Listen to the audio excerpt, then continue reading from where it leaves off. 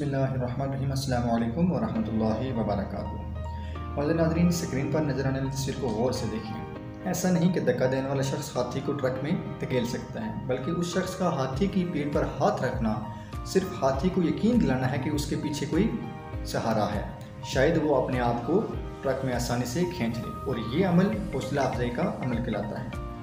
और नाज़रीन, बहुत सारे लोग हमारे माशरे में हैं जिनकी कोई हौसला अफजाई करने वाला नहीं है, जिनके अंदर यकीन पैदा करने वाला कोई नहीं है और कोई थपकी देने वाला नहीं है कि आप लोग ये काम कर सकते हैं। किसी को उम्मीद दिलाना, किसी के बारे में कुछ अच्छे अल्फाज कहना या किसी के बारे में या किसी की कोई तारीफ़ करना, यह भी बहुत बड़ा अमल है। अगर हम किसी को कुछ दे नहीं सकते तो कम अज़ कम उसके लिए अच्छे अल्फाज कह दें, उसको उसके अंदर यकीन पैदा कर दें कि वो ये काम कर सकता है। किसी को हम थपकी दे दें कि तुम भी आगे बढ़ सकते हो, ये भी बहुत बड़ा अमल है।